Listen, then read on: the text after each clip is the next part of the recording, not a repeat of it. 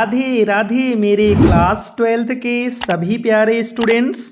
मैं विराट चौधरी आप सभी के समक्ष आज टारगेट सीरीज़ में आपके पोएट्री सेक्शन का जो चैप्टर 1 है माई मदर एट 66, इसी पोयम के सेंट्रल आइडिया को लेकर आपके सामने रिप्रेजेंट कर रहे हैं। आप अगर हमारे चैनल पढ़ाई लिखाई पर पहली बार आए हैं तो आप चैनल को सब्सक्राइब कर लीजिएगा, क्योंकि इसी चैनल पर हमने आपके विस्तार सेक्शन और फ्लेमिंगो सेक्शन के शॉर्ट आंसर्स सभी और लॉन्ग आंसर्स भी कंप्लीट कराए हुए हैं, जिनमें हमने आपके फ्लेमिंगो सेक्शन के चैप्टर 1, 2, 3 कंप्लीट करा दिया है और विस्तार सेक्शन का चैप्टर 1 और चैप्टर 2 कंप्लीट करा दिया है। अगर आपने अभी तक वो वीडियो नहीं देखा है तो आप प्लेलिस्ट में जाकर क्लास 12th की प्लेलिस्ट को पूरा वॉच कर लीजिए। आपके लिए बड़ा ही हेल्पफुल होगा, क्योंकि ये सभी जो कंटेंट हम आपको प्रोवाइड करा रहे हैं ये सब बोर्ड एग्जामिनेशन के लिए मोस्ट इम्पॉर्टेंट हैं। तो स्टूडेंट्स, चलते हैं हम अपने इस चैप्टर के सेंट्रल आइडिया की तरफ, जिसको हमने बड़े ही बेहतरीन ढंग से आपकी पढ़ाई को ध्यान में रखते हुए बड़े ही इजी वे में और बड़े ही अंडरस्टैंडेबल तरीके से इसे कंटेंट को प्रिपेयर किया है। अगर आपको वीडियो अच्छा लगेगा तो वीडियो को लाइक अवश्य कीजिएगा और अपने फ्रेंड्स में इसे मैक्सिमम शेयर कीजिएगा। तो चलिए बिना देरी किए अपने सेंट्रल आइडिया को स्टार्ट करते हैं। हमारा पोएम का नाम है माई मदर एट 66, यानी मेरी माँ जब उनकी उम्र 66 वर्ष की हो गई। ये कमला दास के द्वारा लिखा गया पोएम है। तो स्टूडेंट्स, आपको बता दें कि आपको जब भी किसी भी पोएम का सेंट्रल आइडिया लिखना होगा तो आपको दो बातें बहुत विशेष ध्यान रखनी हैं। एक तो पोएम का नाम लिखना आपको बहुत मस्ट है और एक पोएट का नाम लिखना बहुत मस्ट है। ये दो बातें आपके लिए बहुत ज़्यादा ज़रूरी हैं। इन्हें आप थोड़ी हाईलाइटेड करके ही लिखेंगे, या आप ये जो इन्वर्टेड कॉमा देख रहे हैं या इसे ही आप ब्लैक पेन से यूज करें, या मैं तो कहूँगा आप पोएम का टाइटल और पोएट का नाम ये दोनों आप ब्लैक पेन से मेंशन करेंगे। ठीक है, तो चलिए देखते हैं क्या है सेंट्रल आइडिया।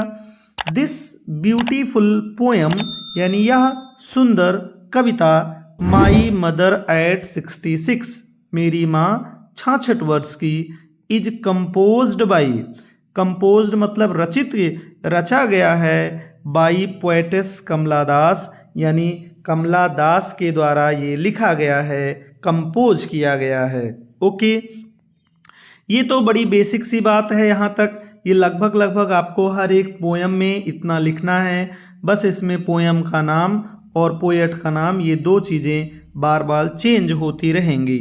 ओके, तो चलिए आगे देखते हैं। The poem is based on the theme of advancing as, यानी ये कविता आधारित है on the theme of advancing as, यानी बढ़ती हुई उम्र पर आधारित है, and the fear of loss, और किसी चीज को खोने के डर पर आधारित है, एंड सेपरेशन, और अलगाव पर आधारित है, which is associated with it, जिस चीज से कोई इंसान जुड़ा हुआ हो।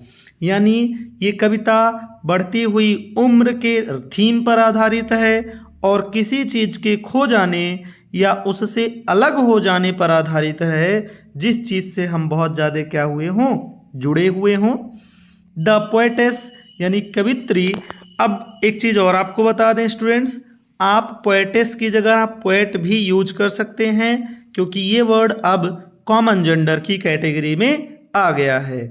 द पोएटेस बिकम्स सैड, यानी कवित्री दुखी हो जाती है, when she sees her mother's face, जब वह अपनी माँ के चेहरे को देखती है, which is ashen like a dead body, जो एक मृत समान के एक मृत शरीर के समान पीला पड़ गया है। एशनमेंट का मतलब होता है पीला पड़ जाना।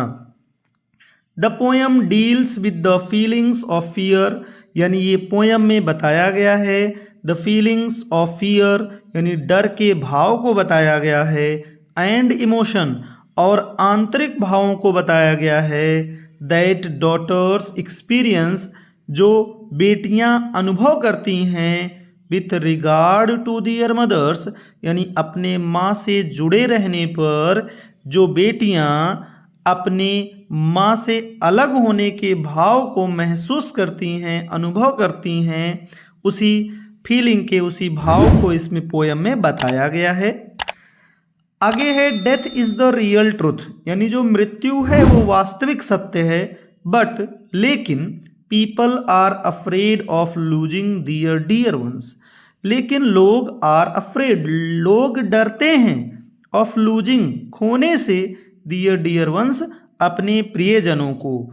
यानी हम सबको पता है कि जो मृत्यु है वो परम सत्य है, फिर भी लोग अपने प्रियजनों को खोने से हमेशा डरते रहते हैं, क्योंकि हम किसी को खोना नहीं चाहते हैं, इसलिए। आगे है एज द पोएटेस एक्सप्रेसेज, जैसा कि कवित्री व्यक्त करती है, द बॉन्ड बिटवीन, यानी बॉन्ड का मतलब बंधन, between a mother and her child, यानी एक माँ और उसके बच्चे के बीच जो बंधन होता है, इज स्पेशल, वो बहुत विशेष होता है, वो बहुत खास होता है। When the poetess sees her mother again, जब कवित्री अपनी माँ को दोबारा देखती है, she feels, तो वह महसूस करती है, the pangs of separation, यानी अलगाव के दुख को महसूस करती है, at the thought of losing her, यानी उसे खोने के विचार पर वह अलगाव के दुख को महसूस करती है।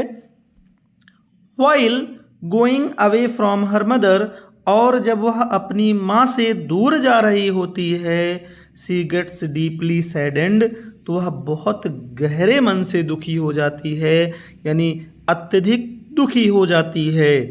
तो इस पोयम में एक्चुअली जो पोएटेस कमला दास हैं, ये अपनी माँ से दूर जा रही होती हैं, और जब वो अपनी माँ को देखती हैं रास्ते में, तो उनकी माँ का मुख खुला होता है, उनका चेहरा एकदम पीला जैसा दिखाई देता है, मानो जैसे मृत शरीर का चेहरा हो।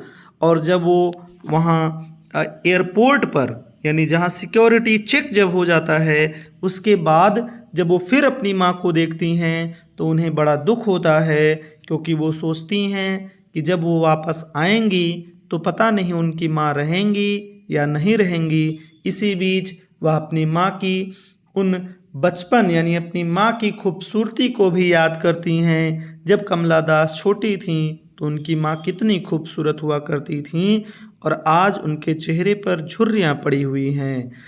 कह रहा पोएट इसमें ये बताना चाह रहा है कि मृत्यु तो परम सत्य है, फिर भी लोग डरते रहते हैं अपने प्रियजनों को, अपने जिनसे वो प्यार करते हैं, जो उनके बहुत करीब हैं, उनको खोने से लोग डरते रहते हैं। लेकिन मृत्यु तो परम सत्य है, और इसी बात का दुख इस पोयम में कमला दास ने भी व्यक्त किया है कि एक बच्चा और एक माँ के बीच जो बॉन्ड होता है वो बहुत विशेष होता है, लेकिन जब कोई भी चीज़ अपने किसी प्रिय चीज़ से दूर होती है तो दोनों के हृदय में एक गहरा भाव उत्पन्न होता है, और वो भाव दुख का होता है, जैसा कि इस पोयम में कमला दास ने व्यक्त किया है। जब वो अपनी माँ से दूर जा रही होती हैं तो वो अत्यधिक दुखी हो जाती हैं। तो स्टूडेंट्स, ये था इस पोएम का सेंट्रल आइडिया। आई होप आपको समझ में आया होगा। अगर आपको वीडियो अच्छा लग रहा हो, कंटेंट बेहतर लग रहा हो, तो आप हमको केवल एक चीज़ से मोटिवेट कर सकते हैं, वो वीडियो लाइक करके और इसे अपने दोस्तों में मैक्सिमम शेयर करके। चलिए जल्द ही मिलते हैं आपका नेक्स्ट सेंट्रल आइडिया लेकर। तब तक के लिए पढ़ते रहिए, मस्त रहिए और हमारी तरफ से राधे राधे।